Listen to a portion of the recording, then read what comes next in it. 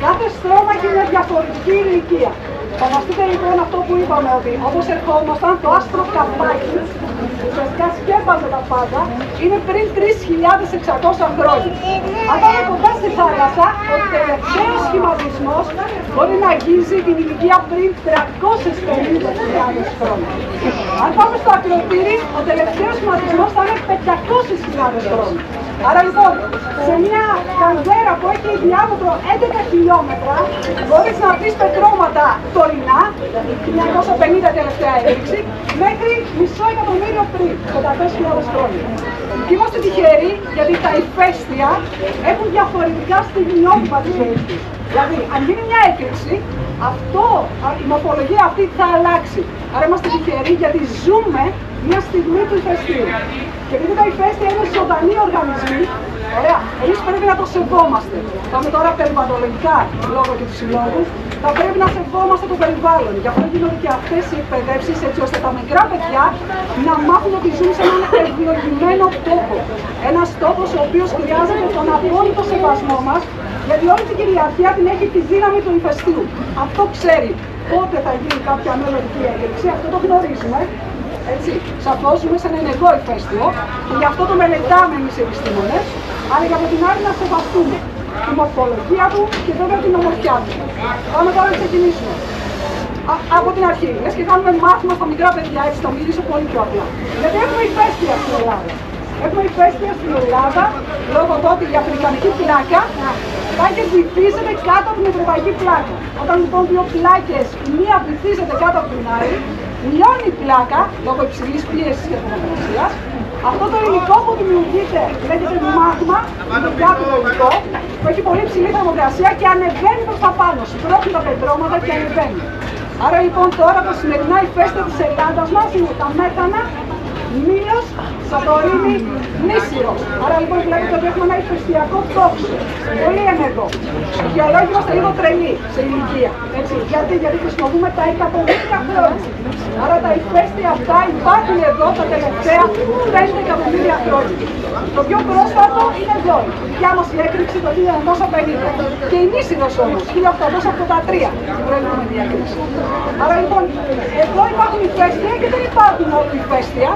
Στην Ελλάδα μας έχει μετάσει σημαίνει ενεργό. Εδώ σημαίνει ότι μπορεί να δώσει έκρηξη και έχει δώσει εκρήξεις στους ιστορικούς χρόνους. Γι' αυτό έχουμε και τις εκρήξεις Νέας Καμένης. Η Σαντορίνη μας τώρα. Η Σαντορίνη, το είπα και όταν ήμασταν ενιαίο, ότι δεν είναι ένα ηφαίστειο, είναι πολλά ηφαίστεια. Είναι διαφορετικά ηφαιστειακά etc. Τα οποία κάνουν εκρήξεις. Πάντα δημιουργείται ένα τεράστιο ηφαίστειο, γιατί αν χωρίς ένα παιδάκι να μου ζωγραφίσει ένα βουνό. Ωραία, αυτό είναι μέσα στο μυαλό του παιδιού, ένα ηφαίστειο. Εκτός από την Νήσιρο. Αν πάτε στα παιδάκια της Νησίρου, επειδή η Νήσιρος είναι μια χωάνη, θα σου ζωγραφίσουν μια τρύπα. Έτσι, μια λεκάνη. Γιατί συνειδητοποιούν ότι δεν είναι βουνό. Εδώ λοιπόν πάντοτε δημιουργείται ένα τεράστιο ηφαίστειο, γίνεται η έκρηξη.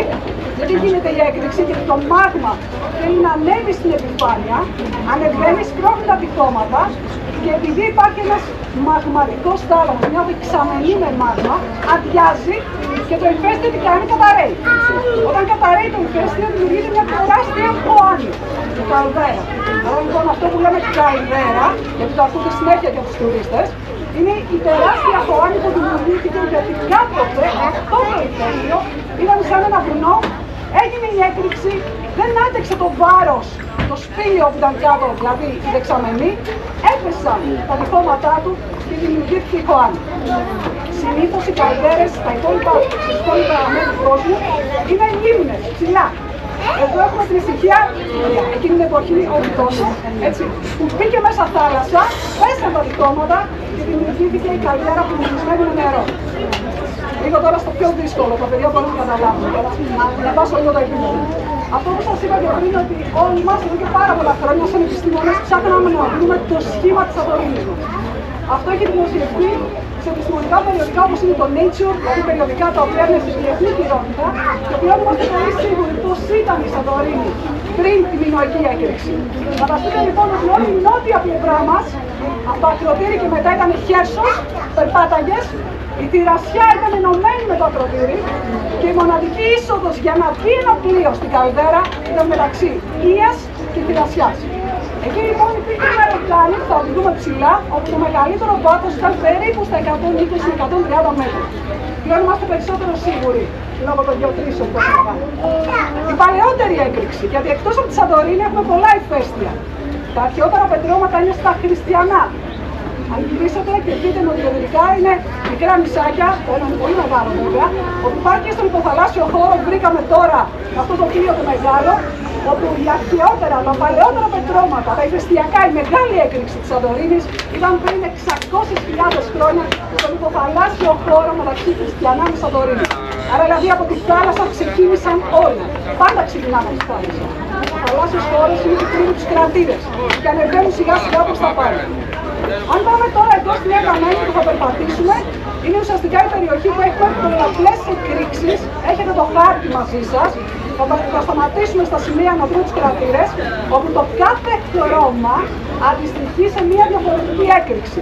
Τα πάντα όμως ξεκίνησαν από τη θάλασσα. Φανταστείτε λοιπόν όταν έγινε η τεράστια έκρηξη, η καλδέρα, σαφέστατα καταστράφηκαν όλα, μην ξεχνάμε το ακροτήρι, έτσι ο πολιτισμός ο οποίος καταστράφηκε. Έγιναν άδεια, δηλαδή η καλδέρα ήταν χωρίς νησάκια και ξαφνικά γίνεται έκρηξη από τον υποθαλάσσιο χώρο. Η πρώτη έκρηξη, αν δείτε την παλαιά Καμένη, είναι το 197 π.Χ.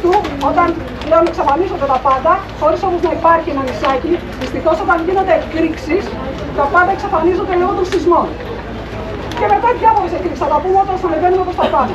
Πάμε τώρα. Αν ρωτήσω κάποιον από εσάς τι ονομάζουμε σεισμό, η απάντηση ποια θα είναι? Κουνιέται η γη. Σωστά. Δηλαδή νιώθουμε το κούνημα. Σωστά. Ο σεισμός όμως δεν είναι τίποτα άλλο από ένα σπάσιμο των πετρωμάτων που στα έγκατα της γης απελευθερώνεται ενέργεια. Και στο ηφαίστειο γιατί συμβαίνει αυτό? Σπάει το πέτρωμα γιατί το μάγμα, το διάφορο υλικό θέλει να ανέβει προς τα πάνω. Στην προσπάθειά του να ανέβει, σπάνε τα πετρώματα στα έγκατα της γης και δημιουργούν σεισμούς.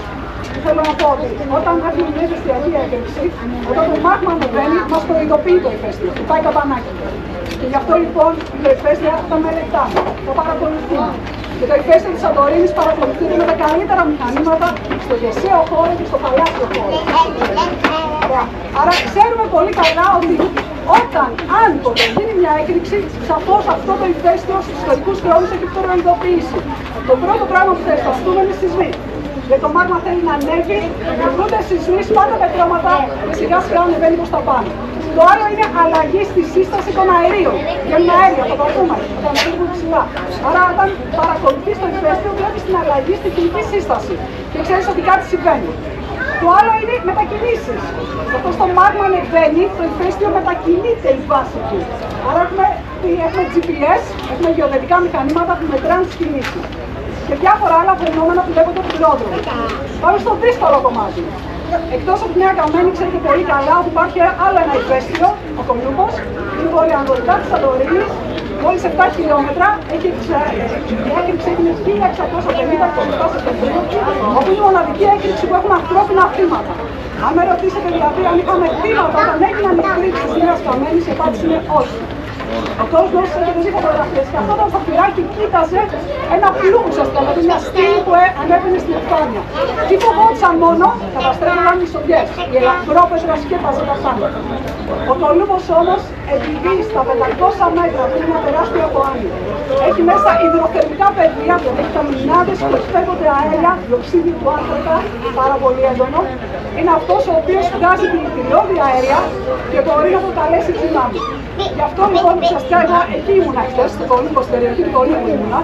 Έχουμε τοποθετήσει όργανα μέσα στο βυθό για να μετράμε τις κινήσεις του θαλάσσιου πυγμένου του Κολούμπου και το πιο σημαντικό να μετράμε τις αλλαγές στο διοξείδιο του άνθρακα που εκπέμπεται.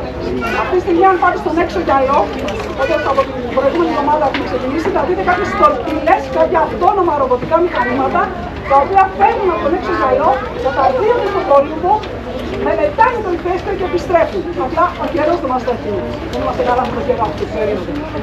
Άρα λοιπόν θέλω να πω ότι αυτό το ηφαίστειο είναι πολύ πιο επικίνδυνο από το ηφαίστειο της Νέας Καμένης και γι' αυτό οι επιστήμονες το παρακολουθούμε. Το Δεκέμβριο θα έρθει εδώ ένα πολύ μεγάλο γερμανικό πλοίο. δόση εγώ Χριστούγεννα θα κάνω εμπλό, όπως έχω κάνει πολλές φορές, και θα τοποθετήσουμε στον Κολούμπο και γύρω από την περιοχή μηχανήματα στοπισμένα, 92 μηχανήματα, τα οποία θα μετράει οποιαδήποτε μετακίνηση του εδάφους. Άρα για να είμαστε σίγουροι ότι πράγματι, αν συμβεί κάτι, θα ενημερώσουμε και στον κόσμο. Άρα από άποψη ασφάλειας, οι επιστήμονες είμαστε δίπλα σας πάντα. Και πάντα ενημερώνουμε. Ποτέ δεν θα κρύψουμε κάτι. Πάντα λέμε την αλήθεια στους κατοίκους, γιατί οι κάτοικοι πρέπει να είναι ενήμεροι. Εκτός λοιπόν όμως από τον Κολούμπο υπάρχει άλλος ένας κύκλος στο Σαντορίνη, το ρήγμα της Αμοργού. Και το λέω αυτό γιατί δεν θέλω να μου συγχαίρεται πολλές φορές οι ξεναγοί, το κάνουν ένα λάθος και μπερδεύουν τελευταία έκρηξη με το σεισμό του 56. Άτομα που δεν είστε από τη Σαντορίνη, που είσαστε δάσκαλοι που έχετε έρθει εδώ, πρέπει να μεταδώσετε αυτό στα παιδιά. Άλλο η ηφαιστειακή έκρηξη του 1950, άλλο ο σεισμός του 1956, το οποίο προήλθε από τον υποθαλάσσιο χώρο και έχει μια μετακίνηση του υποθαλάσσιου εδάφους. Περίπου την άλλη εβδομάδα, σε 2 εβδομάδες βγαίνει στο Nature μια απίστευτη δημοσίευση, έχουμε βρει ότι η μετακίνηση στο έδαφος το 1956 ήταν 12 μέτρα. Φανταστείτε λοιπόν το 56 όταν έγινε ο σεισμός τα ξημερώματα στις 9 Ιουλίου, ο υποθαλάσσιος πυθμένας ανάμεσα στην Αμοργό με τη Σαντορίνη μετακινήθηκε, ανέβηκε η Αμοργός, βυθίστηκε ο πυθμένας της Σαντορίνης έξω από τη Σαντορίνη περίπου στα 12 μέτρα και γι' αυτό προσκάλεσε το τεράστιο τσουνάμι που έφτασε σε ύψος 25 μέτρα προς την Αμοργό. Τι θέλω να πω, η Σαντορίνη μας είναι ένα σούπερ μάρκετ φυσικών καταστροφών. Έχουμε δηλαδή σεισμούς, ηφαίστεια, κατολιστήσεις, όλα. Ναι, αλλά για τους επιστήμονες είναι παράδοση. Γιατί πραγματικά τα μελετάμε τους φυσικούς κινδύνους και ξεχωρίστε στο μυαλό σας τι σημαίνει φυσικός κίνδυνος και τι σημαίνει φυσική καταστροφή. Είναι το πρώτο πράγμα που λέμε στους πρωτοετής στο τμήμα γεωλογίας και γεωπεριβάλλοντος. Ο φυσικός κίνδυνος, λόγω του ότι ο πλανήτης μας είναι ζωντανός, πάντα θα υπάρχει. Δηλαδή, ο σεισμός θα υπάρχει. Η ηφαιστειακή έκρηξη θα υπάρχει. Δεν μπορώ να κάνω κάτι να σταματήσω την έκρηξη του ηφαιστείου. Το να γίνει όμως ο φυσικός κίνδυνος, φυσική καταστροφή, εξαρτάται από εμάς. Από την ικανότητα των ανθρώπων να τα απεξέλθουν σε ένα φυσικό κίνδυνο. Στις υποδομές και στο πόσο καλά είναι προετοιμασμένος ο κόσμος να τα απεξέλθει. Στα σπίτια που χτίζουμε και σε αυτό που σεβόμαστε η όρεξη του περιβάλλοντος. Άρα, σεισμοί πάντα θα υπάρχουν. Ζούμε σε ένα μέρος στο οποίο έχουμε συνηθίσει να ζούμε και να γινόμαστε.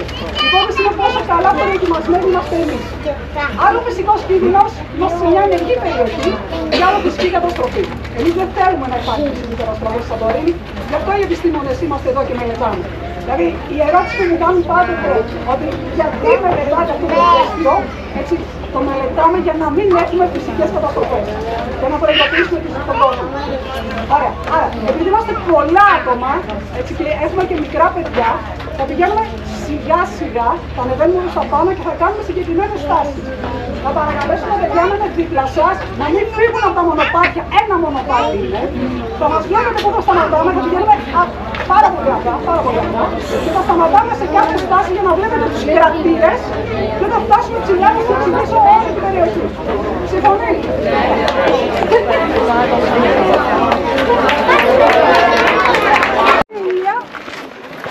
Εδώ είναι αυτές οι φλέβες που θα το δούμε όταν φτάσουμε πολύ κοντά. Η Σαντορίνη όμως ήταν διάφορα ηφαιστειακά κέντρα. Να σας δείξω ένα από τα παλαιότερα αυτή τη στιγμή.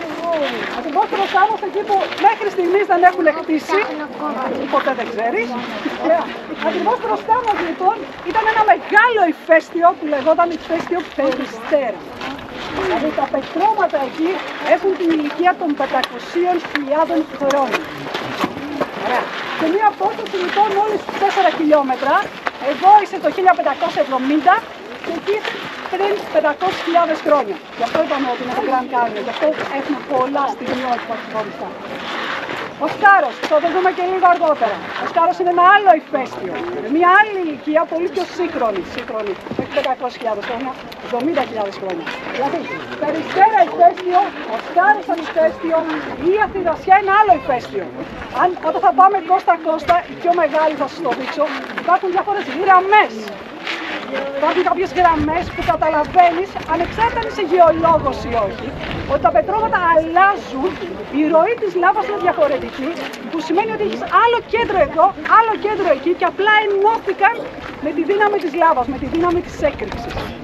Αυτά είναι τα όρια που βάζουμε στους φοιτητές και χαρτογραφούν όταν ερχόμαστε εδώ για χαρτογράφηση και έχουν μαζί τους κάρτες χωρίς να ξέρουν όμως ποια περιοχή είναι πια. Εδώ βγάζουμε το λέει. Άρα, 1570 θα περπατήσουμε, θα δούμε τον κρατήρα τώρα που φεύγουνε. Προσοχή στα παιδιά. Δεν θα πλησιάσουν τα παιδιά τον κρατήρα, από λίγο πιο μακριά. Και η επόμενη στάση θα δούμε τον κρατήρα εκεί. Αν δείτε υπάρχουν κάποιες αντένες. Και αυτό είναι σεισμογράφοι.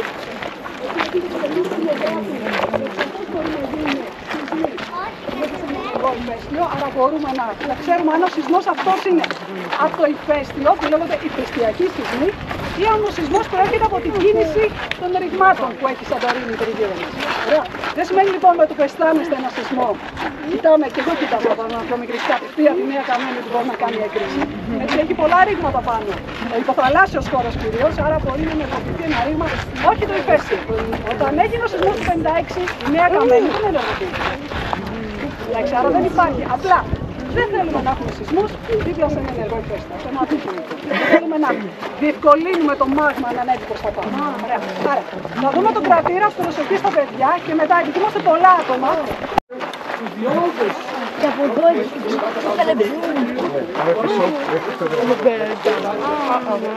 όχι μόνο μετά.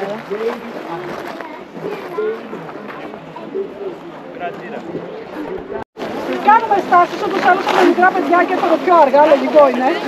Ωραία. Ναι, πολύ ωραία. Μ' αρέσει. Το χάρτη λοιπόν είμαστε στο νούμερο 2. Τι να με το 2 έτσι.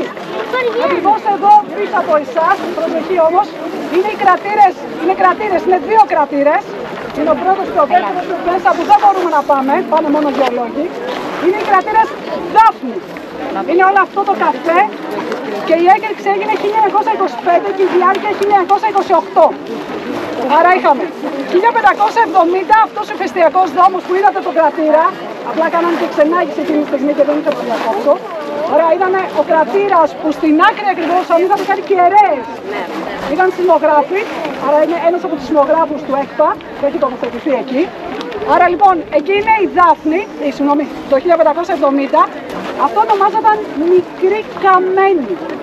Δηλαδή το μικρό νησάκι που ξαφνικά δημιουργήθηκε ακριβώς με την καλδέρα. Ήταν πολύ σοφή. Και έτσι και αγκάλιασε, δηλαδή όλες οι λάβες εδώ μπροστά μας, εδώ που είμαστε εμείς, και αντίστοιχα οι λάβες που όπως ερχόμασταν μέσα στο πλοίο που σας είπα, κοιτάξτε αυτή τη στιγμή προς τη Νέα Καμένη, είναι οι λάβες της έκρηξης 1925 ως 1928. Κάτι πληροφοριακά είναι ότι οι εκρήξεις της Νέας Καμένης έχουν διάρκεια 3, 4, 5 χρόνια. Και μια επανάληψη, δηλαδή είναι ενεργό ηφαίστειο, ανά τακτά χρονικά διαστήματα, κάθε 70-80 χρόνια έχουμε μια έκρηξη. Ίσως και 100 χρόνια. Άρα υπάρχει μια επανάληψη. Γιατί το μάγμα που είναι από κάτω το διάπλυρο υλικό μετακινείται. Ψάχνει να βρει διόδους να ανέβει προς τα πάνω και όταν υπάρχουν τα κατάλληλα ανοίγματα ανεβαίνει στην επιφάνεια. Από πού? Από τους κρατήρες. Εδώ λοιπόν έχουμε τον κρατήρα Δάφνη. Ωραία, Δάφνη από το 1925 στο 1928 υπάρχουν πολύ ωραίες φωτογραφίες πραγματικά που έχει σκαπνό να ανεβαίνει και τη λάβα ουσιαστικά να έρχεται να διαχέεται, να χύνεται μέσα στη θάλασσα. Ωραία. Μπροστά μας, ακριβώς αν γυρίσετε λοιπόν, ακριβώς μπροστά μας, φανταστείτε λοιπόν τον εαυτό σας τρίτη μηνοϊκή έκρηξη, όπου τα πλοία έμπαιναν από αυτόν εδώ το διάβλο και γενικόν πάντα το άνοιγμα μεταξύ του Ναυτιάς και Ελιάς, πάντα υπήρχε. Οπότε έγινε μεγάλη έκρηξη πριν 3.600 χρόνια, έγινε από ένα νησάκι παρόμοιο με τη Νέα Καμένη και μικρότερο σε όγκο. Παρόλο δηλαδή που αυτό το νησί ήταν μικρότερο σε όγκο, δηλαδή έχουμε μετρήσει ότι εκείνο το νησί ήταν 2,3 κυβικά χιλιόμετρα, ενώ αυτό είναι 3,2 κυβικά χιλιόμετρα, είχε όμως τη δύναμη να δώσει μία από τις πιο καταστροφικές εκρήξεις του κόσμου. Άρα πάντα λοιπόν από εδώ υπήρχε ένα άνοιγμα και θα μου πεις, ωραία, γιατί το ξέρεις? Το ξέρουμε πρώτον γιατί στον υποθαλάσσιο χώρο έχουμε βρει ένα τεράστιο κανάλι, που σημαίνει λοιπόν ότι πάντα εκεί υπήρχε θάλασσα και υπήρχε μεγάλη καταστροφή, και έχουμε επίσης κάνει μετρήσεις που ξέρουμε ποιες πλαγιές του ηφαιστείου έπεσαν, καταστράφηκαν κατά τη μηνοϊκή έκρηξη και ποιες είναι καινούργιες και παλιές. Μιλάμε επιστήμονες με δημοσιεύσεις, κατά δημοσιεύμα αποτελέσματα. Εδώ λοιπόν μπροστά είναι τώρα το βάθος. Είναι 390 μέτρα. Το μεγαλύτερο βάθος είναι μια τεράστια λεκάνη επίπεδη. Τότε ήταν περίπου στα 120 με 130. Όταν έγινε η μεγάλη μinoική έκρηξη, από αυτό το νησάκι που ήταν εδώ, δημιουργήθηκε ένα ηφαίστειο. Ηφαίστειο εννοώ ένα βουνό. Αρχίζουν και γίνονται οι εκρήξεις για τη μinoική. Έχει διάφορες φάσεις. Έγινε, συμφωνούμε με τους αρχαιολόγους, ότι έγινε περίπου Μάρτιο-Απρίλιο εκείνη την εποχή και έχει διάφορες φάσεις. Δηλαδή δεν έγινε μια έκρηξη και τελείωσε. Υπάρχουν διάφορες φάσεις. Αν κάποτε πέρυσι που έκανα σε ορυχείο και ήταν διαφορετικές φάσεις, εξηγούμε καλύτερα τις φάσεις έκρηξης. Εδώ όμως τώρα γίνεται μεγάλη έκρηξη, μια από τις εκρήξεις. Σπάει, ουσιαστικά πέφτει το μεγάλο το ηφαίστειο και δημιουργείται καλδέρα, όπου η καλδέρα ξαφνικά αυτό γεμίζει. Δηλαδή φανταστείτε, μία από τις φάσεις έκρηξης είναι ότι ξαφνικά η θηρασιά με τη μία ενώνονται. Εδώ γίνεται μόνο χέρσος, φανταστείτε μια μεγάλη φωάνη μόνο με χέρσο και ξαφνικά τι? Η πίεση του νερού απ' έξω προς τα μέσα σπάει το πιο αδύνατο σημείο. Ποιο είναι αυτό το σημείο? Αυτό που γέμισε. Και σπάει λοιπόν και μπαίνει η θάλασσα και η καλδέρα μας πλημμυρίζει, το έχουμε υπολογίσει με μοντέλα, σε 2 μέρες. Η δύναμη του νερού δηλαδή ήταν τόσο τεράστια που μπήκε μέσα και πλημμύρισε την καλδέρα μας μέσα σε 2 μέρες. Το έχουμε τρέξει σε μοντέλα. Όπου ξαφνικά χέρσο. Κατά τη διάρκεια της μinoικής.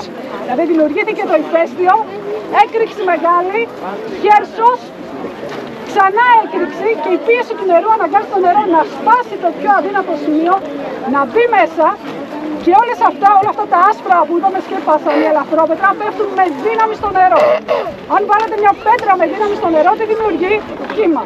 Άρα αν πέσει όλη αυτή η ελαφρόπετρα στο νερό, τι δημιουργήσε? Τσουνάμι. Άρα λοιπόν πλέον ξέρουμε ότι το τσουνάμι το οποίο δημιουργήθηκε από την έκρηξη τη μinoική προήλθε από την εισρωή όλης αυτής της ελαφρόπετρας που έπεσε με μεγάλη δύναμη στη θάλασσα και μετά άρχισε σιγά σιγά να καταστρέφεται η καλδέρα σε συγκεκριμένα κομμάτια και όλα αυτά έγιναν πολλαπλά τσουνάμι, δηλαδή συνεχώς παλιριακά κύματα. Και αυτά είναι δημοσιευμένα σε ό,τι λέω, έτσι. Η ομάδα η δικιά μας αποτελείται από πάρα πολλούς επιστήμονες, Ελλάδα εξωτερικό, και πάντα πριν μιλήσουμε, πάντα δημοσιεύουμε και μετά εξηγούμε στον κόσμο. Έτσι, αυτό είναι το πιο σωστό, κατά εμένα. Άρα λοιπόν φανταστείτε ότι δημιουργείται αυτό το κενό, εξακολουθούμε και ξέρουμε ότι από εκεί ήταν το άνοιγμα. Το μοναδικό λιμάνι βέβαια είναι μόνο στο ακροτήρι, αλλά σκεφτείτε λίγο λογικά, θα έπρεπε να υπάρχει και ένα λιμάνι προστατευμένο μέσα στην καλδέρα, το οποίο δεν έχουμε βρει ποτέ. Όταν όμως ήρθαμε εδώ με ρομπότ, υποβρύχια μηχανήματα, ακριβώς μπροστά μας που είναι η θηρασιά, ακριβώς στο βράχο μπροστά, υπάρχουν κάποια σκαλοπάτια, είναι ο Δημήτρης. Υπάρχουν κάποια σκαλοπάτια τα οποία βοηθήσαμε με τα κοπατικά μηχανήματα. Αν τα δεις νομίζεις ότι είναι σκάλες. Φτιαγμένες από άνθρωπο. Όμως είναι η λάβα, ναι, έτσι ακριβώς όπως πάει και παγώνει κτλ. Πιστεύεις όμως ότι εκεί πρέπει ουσιαστικά να υπήρχε κάποιο λιμάνι. Δεν το έχουμε βρει ποτέ. Για να συνδυάσουμε λίγο τη χαμένη Ατλαντίδα και όλο αυτό που λένε κτλ. Δεν έχουμε βρει ποτέ. Ούτε χαμένη Ατλαντίδα, ούτε κάποιον οικισμό εδώ όταν βουτάμε με υποβρύχια ρομπότ. Τα πάντα καταστράφηκαν ούτως ή άλλως. Ωραία. Άρα λοιπόν για να σας δώσω λίγο την αίσθηση πώς ήταν η Σαντορίνη μας. Και αυτή η μεγάλη μinoική έκρηξη την έδωσε ένα νησάκι πολύ πιο μικρό από τη Νέα Καμένη. Και τώρα βέβαια, σύμφωνα με τις γεωτρήσεις που έχουμε πάει και δημοσιεύτηκαν πριν ένα χρόνο, ενώ είχαμε υπολογίσει κάποτε ότι είναι πολύ μεγάλη η έκρηξη, 86 κυβικά χιλιόμετρα έδωσε, τελικά τα ευρήματα της θάλασσας μας δείχνουν ότι είναι λίγο μικρότερη σε ένταση, μόλις 40 με 42, ναι, αλλά έκανε τόσο μεγάλες καταστροφές. Τι σημαίνει βρήκαμε στη θάλασσα?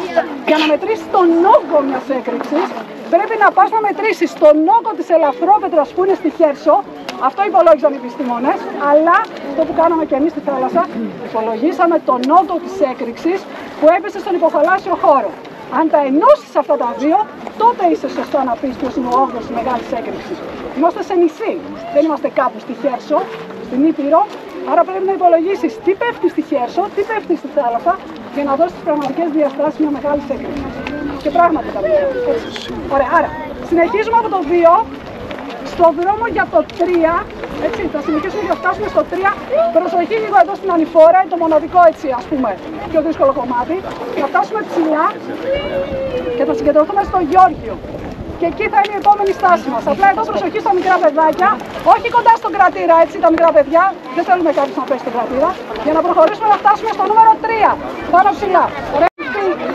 Θα σας δείτε έτσι, ωραία. Άρα είμαστε στο νούμερο, δεν σας εξετάζω, έτσι.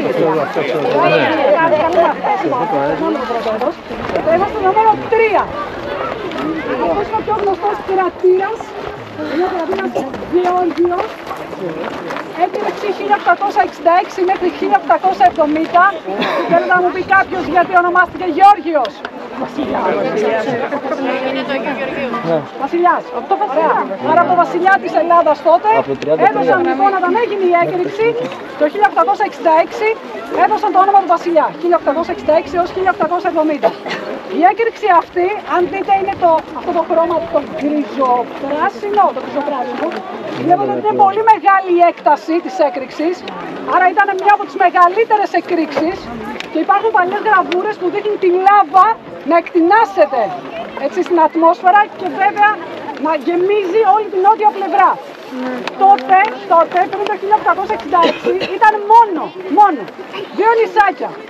Αυτό εδώ το πράσινο, 1570, και αυτό εδώ πέρα ήταν το 1707-1711.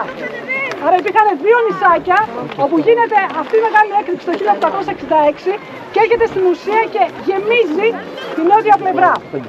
Οι επόμενες εκρήξεις το 25, βλέπετε αυτό το καφετί, έρχεται και αγκαλιάζουν το 1570. Και εδώ ακριβώς δεξιά μας για μας ανατολικά ουσιαστικά, είναι ένας δόμος, ένα μικρό γλοφίστο. Αν είχαμε ντρόουν αυτή τη στιγμή που έρχεται, έτσι, αν είχαμε λοιπόν αεροπλάνο, πάνω ακριβώς εδώ υπάρχει ένας μικρός κρατήρας. Αυτός ο δόμος, αυτή η έκρηξη είναι 1939-1941, είναι αυτό που λέει Νίκη, είναι ο κρατήρας Νίκη, όπου αντίστοιχα ο δίδυμος κρατήρας αυτού του 1866 είναι εκεί. Βλέπετε ότι έχουμε δύο κρατήρες, αυτόν, 1866, το μεγάλο κρατήρα, και ακριβώς δίπλα είναι ένας μικρός κρατήρας, ο δίδυμός του, που είναι όμως από την έκρηξη του 1939. Δηλαδή, εδώ είναι 1866, εκεί είναι 1939. Αυτό ονομάστηκε Νίκη 1940. 40. Γιατί? Τότε τι είχαμε? Ήταν η νίκη των Ελλήνων εναντίον ακριβώς Ιταλών και δίνουν το όνομα Νίκη. Ωραία, στο κρατήρα έχουμε. Άρα λοιπόν βλέπετε ότι ακόμα και εδώ έχουμε διαφορετικές εκρήξεις σε ένα πολύ κοντινό διάστημα. Ωραία. Τι είναι αυτά? Είναι φουμαρόλες, είναι ουσιαστικά οφές, στις οποίες βγαίνει αέριο, συνήθως είναι υδρόθιο, διοξείδιο του άνθρακα, μεθάνιο, με θερμοκρασία που αγγίζει τους 100 βαθμούς Κελσίου. Βλέπετε υπάρχει θερμόμετρο, το διοξείδιο του άνθρακα μετράται, ουσιαστικά ξέρουμε δηλαδή την ποσότητα του διοξείδιου του άνθρακα σε καθημερινή βάση. Επομένως, αν δούμε αλλαγές στο διοξείδιο του άνθρακα, καταλαβαίνουμε ότι κάτι συμβαίνει στο ηφαίστειο. Όσοι ήσασταν εδώ το 2011 με 2012, υπήρχε αυτό που λέγαμε volcanic unrest, δηλαδή σεισμική ηφαιστειακή ανησυχία. Και αυτό γιατί ήταν η πρώτη φορά που είχαμε σεισμούς μέσα στο ηφαίστειο, εδώ στο χώρο του ηφαιστείου, και όλος αυτός ο δρόμος που διασχίσαμε μέχρι εδώ, όταν κάναμε τις μετρήσεις, ήταν γεμάτο οφές και έβγαιναν αέρια. Που σημαίνει εδώ, δηλαδή παντού εδώ πέρα βλέπετε, παντού, ας σας δείξω φωτογραφίες, γιατί μετράγαμε εδώ τον Ιανουάριο του 2012, παντού υπήρχαν αέρια τα οποία ήταν σε μεγαλύτερη δύναμη από ό,τι είναι εδώ τώρα, που είναι τίποτα, έτσι, πολύ ήσυχα πράγματα. Όλα αυτά είναι μέσα κατά μήκος μιας γραμμής, όλοι οι κρατήρες, αν το δείτε και στο χάρτη, που δημιουργούν μια γραμμή που λέγεται Καμένη Line, δηλαδή η γραμμή της Καμένης. Κατά μήκος αυτής της γραμμής λοιπόν έχουμε τους κρατήρες της Νέας Καμένης, που εκεί ουσιαστικά είναι και το μάγμα που ανεβαίνει και δημιουργεί τους διαφορετικούς κρατήρες. Υπήρχε λοιπόν ηφαιστειακή ανησυχία, όλοι οι επιστήμονες είχαμε έρθει στη Σαντορίνη, μελετούσαμε, μετράγαμε. Ιανουάριο του 2012 είχαμε εγκαταστήσει πάρα πολλά μηχανήματα στο νησί, όπου βέβαια το Μάρτιο του 2012 το νησί, το ηφαίστειο αποφασίζει να μην κάνει έκρηξη, δεν ήθελε ουσιαστικά, και το μάγμα αρχίζει να διαχέεται με μετέπειτα μελέτες που κάναμε προς το εσωτερικό της γης. Δηλαδή δεν ανέβηκε προς τα πάνω, βρήκε διόδους μέσα στα έγκατα της γης και ουσιαστικά έγινε πήγε πλάγια. Ας το πούμε έτσι πολύ απλά για να καταλάβουμε. Ωραία. Δεν σημαίνει όμως αυτό ότι δεν θα έχουμε μια επόμενη έκρηξη. Σαφώς, είμαστε σε ενεργό ηφαίστειο. Αν θα γίνει κάτι θα το γνωρίζουμε. Αυτό πιστέψτε με, θα το γνωρίζουμε. Αυτό το ηφαίστειο δίνει προειδοποιητικά μηνύματα. Γι' αυτό έχουμε τοποθετήσει μηχανήματα για την ασφάλεια των κατοίκων, των τουριστών και των ίδιων των επιστημόνων, προφανώς. Άρα λοιπόν, 1940 ο κρατήρας αυτός, 1766. Θα πάμε τώρα σιγά σιγά όλοι μαζί στην από εκεί πλευρά, είναι στο σημείο, όχι 5, 4, σωστικά, θα δούμε την νεότερη γη της Ελλάδας.